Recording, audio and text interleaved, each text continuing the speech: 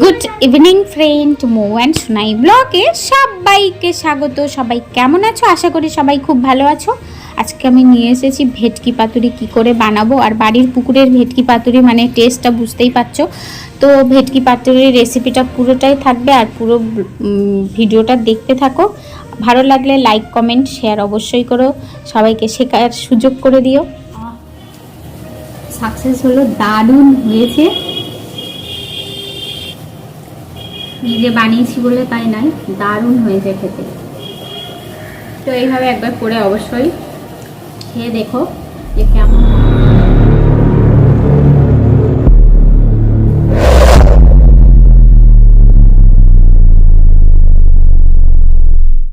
ভেটকি মাছের টেস্টটা আলাদা হবে। তো এখানে দেখো মাথাটা রেখে দিয়েছি, ওটা আলাদা আমি একটা রেসিপি করব। আর এখানে আজকে তোমাদের ভেটকি পাতুরি দেখানোর জন্য তো আমি এখানে ভেটকি মাছগুলো আমার দাদা কেটেছে, দেখেছো, দেখো বড় বড় পিস করে নিয়েছি। তো এখানে আমি এবার একটু লবণ দিয়ে খানিক সময় রেখে দেবো, ঠিক আছে? তো লবণ দিচ্ছি, দেখো লবণ দিয়ে কিছু সময় রেখে দেবো, তাহলে কিন্তু এটা ভালো নরম হবে, ঠিক আছে?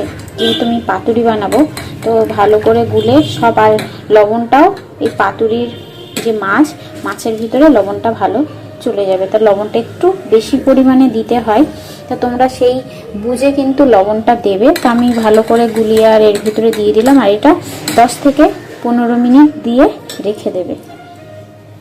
এখানে দেখো কি কি আমি ভিজিয়ে রেখেছি, এটা আধা ঘন্টা মতো ভিজিয়ে রেখে দেবে তোমরা। আমি আধা ঘন্টায় ভিজিয়ে রেখেছি। এখানে পোস্ত দিয়েছি আর কাজু আর কাঁচা লঙ্কা, এটা পেস্ট করতে হবে। তো এটা আধা ঘন্টা ভিজিয়ে রাখলে এরকম দেখো ফুলে গেছে, এগুলো সর্ষেগুলো ফুলে গেছে, মানে বাটতে সুবিধা হবে। তো আমি আজকে মিক্সার ইউজ করছি না, আমি শিলনোড়া ইউজ করছি। আর এটা কলা পাতাটা বেঁধে রেখেছি। এবার পুরোটা দেখতে পাচ্ছি কেউ নেই। আর এটা অনেক সময় ধরে ভিজিয়ে রাখলে না তাড়াতাড়ি কিন্তু পেস্ট হয়ে যায়। তো আমি দেখাবো পেস্টটা, দেখো কতটা সুন্দর হয়েছে। শিলনোড়াতেও কিন্তু ভালো পেস্ট হয়ে গেছে, দেখছো। এবার এখানে আমি টক দই দিয়ে দেবো,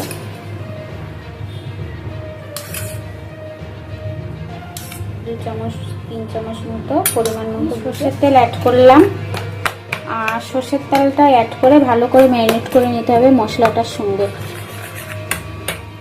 একদম সোজা পদ্ধতিতে, ঠিক আছে? এত সোজাভাবে দেখিয়ে দেবো না, মানে যখন খুশি করে খেতে ইচ্ছে হবে। একবার করে খেয়ে দেখো।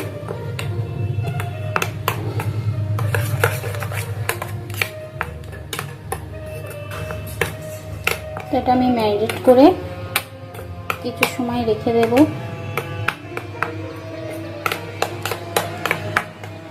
পুরো ম্যারিনেট হয়ে গেছে, দেখছো।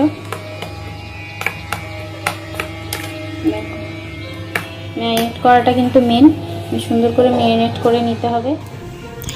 এবার মাছগুলো কি করতে হবে, মাছগুলো ভালো করে জল ঝরিয়ে একটা শুকনো কাপড় দিলে মাছগুলো কিন্তু আস্তে আস্তে মানে সব, দেখো ভালো করে আমি ওগুলোকে কাপড় দিয়ে মুছে নিচ্ছি যাতে মাছে জল না থাকে। তো এইভাবেই সব মুছে নেব এক এক করে। মাছটা দেখো ভালো করে আমি করে নিয়েছি। আর আমি এখানে নিয়েছি অল্প একটু লেবুর রস দেবো এখানে, অল্প, ঠিক আছে? বেশি নয় কিন্তু, অল্প একটু লেবুর রস। আর এখানে একটু আদা নিয়েছি, সেটা এর সঙ্গে গ্রাইন্ড করে দেবো এরকমভাবে।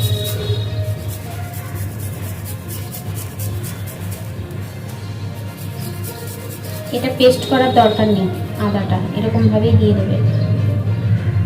এটা ভালো করে মিক্সড করে নেব।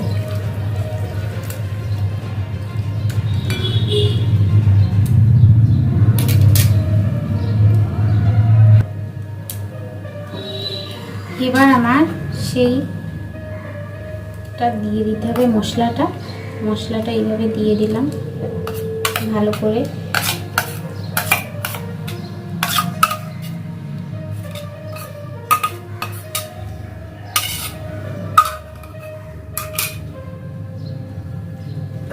মশলাটাই কিন্তু মেন, কিন্তু এখানে দেখবে যেন ভালো করে সব কিছুর সঙ্গে মিশে যায় মাছের সঙ্গে, কিন্তু মাছটা যেন না ভেঙে যায়।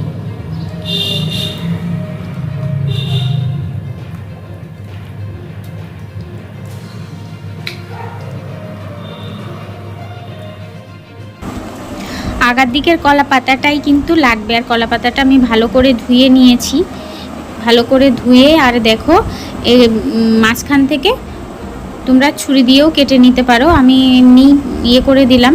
এবার মাঝের ডাঁটিটা কিন্তু ওটা ভালো করে মানে তোমাদের কেটে ফেলে দিতে হবে, নইলে প্রবলেম হয়ে যাবে। তো আমি এরকমভাবে ছাড়িয়ে নিয়েছি। আর তোমরা ইচ্ছে করলে ছুরি দিয়ে কেটে ওটা মানে সুন্দর করে গুছিয়ে করে নিতে পারবে। এবার দেখো আমি পাতাগুলো কিন্তু আগুনে ছেঁকে নিচ্ছি। কেন বলো তো? আগুনে ছেঁকে নিলে কিন্তু পাতাগুলো ফাটবে না, আর ওটা করতে খুব সুবিধা হবে, পাতাগুলো নরম হয়ে যাবে। সেই জন্য কিন্তু পাতাগুলো এইভাবে আমি ছেঁকে নিয়েছি এক এক করে।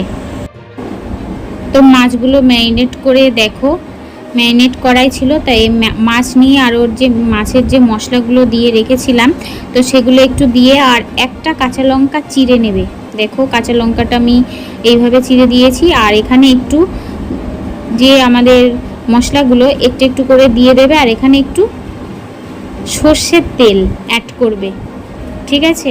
কত ইজি বলো তো, সর্ষের তেল অ্যাড করবে। আর একা হলে একটু প্রবলেম হয়, কারণ আমার বাড়িতে কেউ ছিল না, আমার মেয়ে একটু হেল্প করে, বাট ও তো গানের ক্লাসে যায় রবিবার করে, তো আমার খুব প্রবলেম হয়েছে একা একা করতে। তো সুতোটা একটু বেশি বড় করে নেবে, নইলে একটু প্রবলেম হয়ে যাবে। আর আমি যেভাবে মুড়েছি ঠিক ওই পদ্ধতিতে মোড়ার চেষ্টা করবে, তাহলে কিন্তু মানে খুলবে না জিনিসটা, ঠিক আছে?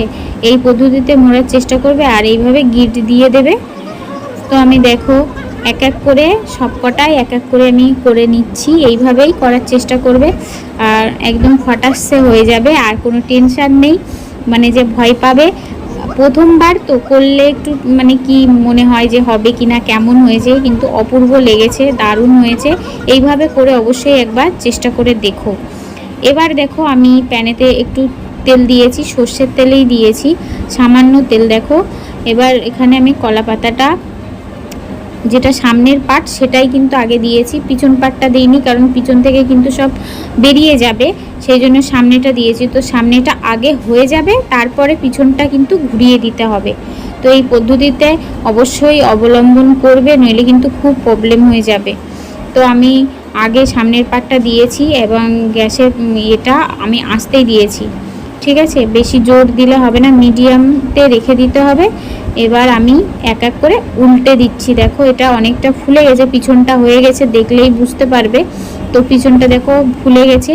এবার আমি কি করব, তোমরা নিজেরাই বুঝতে পারবে যে না এবার হয়ে গেছে, ফুলে যাচ্ছে। দেখো কি সুন্দর ফুলে গেছে, বুঝতে পারবে যে হয়ে গেছে। অন্তত 5 মিনিট মতো তো জ্বালাবে, ঠিক আছে? 5 মিনিট থেকে 6 মিনিট জ্বালাতে হবে, লো ফ্লেমে, খুব লো না, মিডিয়াম এরকম ফ্লেমে জ্বালাবে, যাতে মানে ভালো করে হয়ে যায়, ঠিক আছে? তো আমার এটা দেখো, দেখে মনে হচ্ছে না হয়ে গেছে? তো দেখো এটা আমার সুন্দর হয়ে গেছে, দেখতেও দেখো বুঝে যাবে যে এবার আমার হয়ে গেছে। এটা আবার আমি নামিয়ে নেব। আর তোমরা যদি চাও যে স্টিমারে করব, মানে জলের উপরে কোনো একটা হাঁড়িতে জল দেবে, তার উপরে কিন্তু জলের উপরে এই যেরকমভাবে পাতা আমরা কলা পাতাটা জড়িয়েছি, সেম পদ্ধতিতে জড়িয়ে কিন্তু ওইভাবেই জলের উপরে বসিয়ে 15 মিনিট বসিয়ে রেখে দিয়ে ঘুরিয়ে দিলে কিন্তু সেমভাবে হয়ে যাবে। তা আমার ওটা হয়ে গেছে। আর এটা আমি আর যেগুলো আছে সেগুলো এক এক করে দিয়ে দিচ্ছি। দেখো এবার আমি তোমাদের খুলে দেখাবো যে আমার কেমন হয়েছে। প্রথম দুটো তোমাদের খুলে, প্রথমটা খুলে দেখাবো যে কেমন হয়েছে। দেখো কেমন, দেখো এটা আমি খুলছি, খুলে দেখাবো একটু।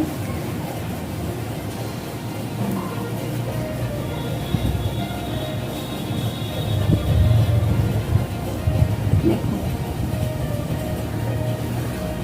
এই বাবা কোথায় চলে গেল, তোমাদের একটু দেখাবো যে কেমন হলো।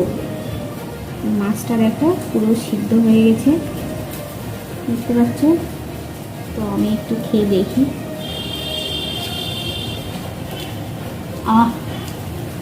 সাকসেস হলো, দারুণ হয়েছে। নিজে বানিয়েছি বলে তাই নয়, দারুণ হয়েছে খেতে। তো এইভাবে একবার করে অবশ্যই খেয়ে দেখো যে কেমন হয়। পুরো পারফেক্ট রেসিপি, দারুণ হয়েছে। নিজে করেই নিজে স্যাটিসফাই, বুঝতে পারছো? তো তোমরা নিশ্চয়ই বাড়িতে একবার ট্রাই করে দেখো যে কেমন খেতে হয়, ঠিক আছে? দারুণ হয়েছে, মানে খেয়ে নিতে ইচ্ছে হচ্ছে। তো টাটা, আবার আসবো নতুন একটা ব্লগ নিয়ে, নতুন একটা ভিডিও নিয়ে তোমাদের কাছে বরাবরের মতো। সবাই খুব ভালো থেকো, সুস্থ থেকো, টাটা।